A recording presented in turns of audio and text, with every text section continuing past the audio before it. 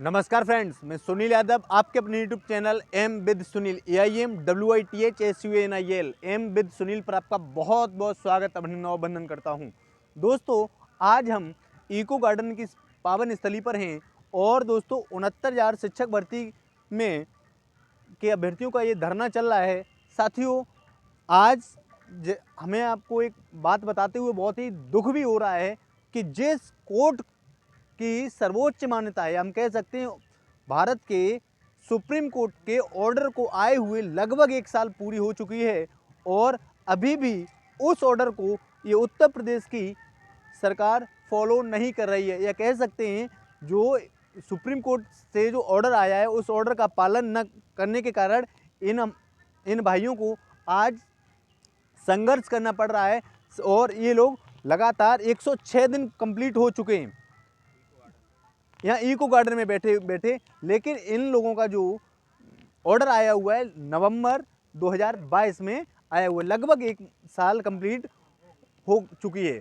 तो साथियों, क्या इनकी समस्या है, इसके भी तो आपको थोड़ा रूबरू करा देता हूँ, क्योंकि इन अभ्यर्थियों के साथ साथ इसमें सामान्य वर्ग के भी अभ्यर्थी हैं, OBC वर्ग के भी अभ्यर्थी हैं, SC वर्ग के भी अभ्यर्थी, सभी वर्ग के अभ्यर्थी हैं। ये लोग हाईकोर्ट की सिंगल बेंच से जीते, डबल बेंच से जीते, इसके बाद सुप्रीम कोर्ट से भी जीते।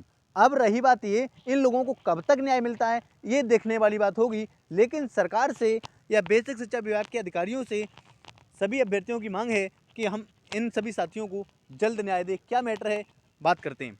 नाम सर आपका क्या है? मेरा नाम अंजनी कुमार पांडे है। मैं जनपद अयोध्या से आया हूँ जी और ये हम लोगों का उत्तर कुंजी का मैटर है, 1 अंक विवाद का, जिसको डबल बेंच से भी आर्डर आ चुका है और उसके खिलाफ ये सरकार सुप्रीम कोर्ट गई थी, जहाँ से 9 नवंबर 2022 को सुप्रीम कोर्ट ने भी उस डबल बेंच के आर्डर को सही माना और ये कहा कि जो भी याची हैं, जो 1 नंबर से रह गए हैं, उनको 1 नंबर देते हुए उनको भर्ती में शामिल किया जाए, उनकी नियुक्ति की जाए।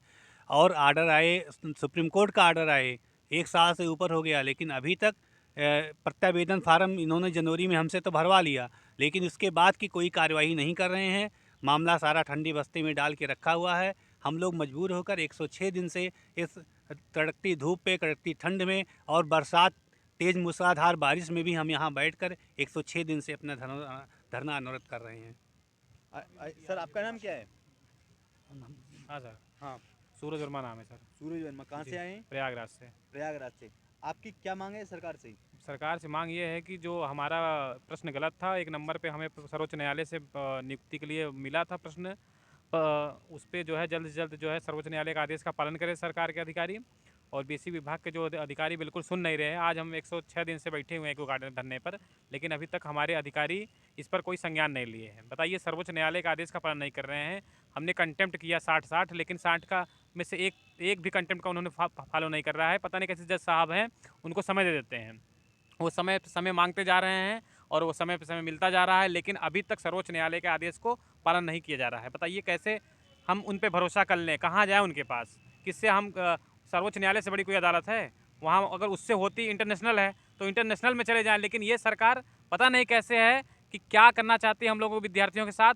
ये कब 69,000 शिक्षक भर्ती को समाप्त करेगी, कुछ इसके दिलो दिमाग में चल ही नहीं रहे। पता नहीं ये 69,000 के नाम से मतलब इतना ये नफरत करती है कि जब हम जाते हैं जनता दरबार में, हाँ, जनता दरबार में अगर हम अधिकारियों के सामने जाते हैं, वहाँ OSD साहब से, NK सिंह कुछ करके हैं, उनसे मुलाकात भी होती है। बस हो रहा है, तुम्हारा मामला हो रहा है, बस हो रहा है, लेकिन ज़मीनी स्तर से दिखाई नहीं दे रहा है, लिखित कार्रवाई नहीं हो रही है।